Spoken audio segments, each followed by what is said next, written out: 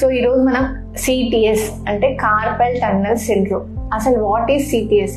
Carpal tunnel syndrome అంటే ఏంటంటే మనకు మడికట్టు దగ్గర మీడియన్ నర్వ్ అనే ఒక నరం ఉంటుంది. సో ఆ నరం ఏంటంటే మన చూపుడు వేలు, బొటన వేలు, మధ్య వేలికి సంబంధించి స్పర్శ మరియు ఒక వేలు పనితనం గురించి ఆ నరం అనేది మనకు చాలా ఇంపార్టెంట్. సో ఈ కార్పల్ టన్నల్ సిండ్రోమ్ అనేది మేజర్ గా ఎందుకు వస్తుందంటే దానిపైన ఉన్న షీట్ ఏదైతే ఉంటుందో అది ఒత్తిడి పెట్టినప్పుడు మెయిన్ గా ఈ 3 వేలల్లో తిమ్మిళ్ళు రావడము, మొద్దుబారిపోవడము, ఇంకా చివరికి ఏంటంటే బొటన వేలు పని చేయడం ఇబ్బంది అయిపోవడం అనేది జరుగుతుంది.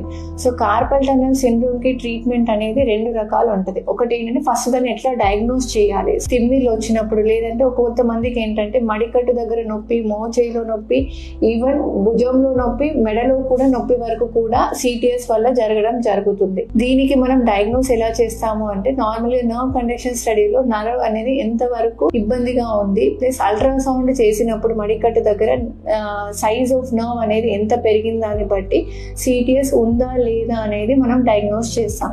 దీనికి 2 రకాల ట్రీట్మెంట్స్ ఉంటాయి. ఒకటి మెడికల్ మేనేజ్మెంట్, అంటే మనము న్యూరోపతిక్ డ్రగ్స్ ఇవ్వడము, లేదు సివియర్ గా సిటిఎస్ ఉన్నట్టయితే అల్ట్రాసౌండ్ బేస్ చేసుకొని, సివియర్ సిటిఎస్ అంటే బొటన వేలు చాలా ఇబ్బందిగా ఉండడం, బొటన వేలుతో చేసే పనులు ఇబ్బంది అయినప్పుడు దాన్ని సివియర్ సిటిఎస్ అంటారు. Thank you.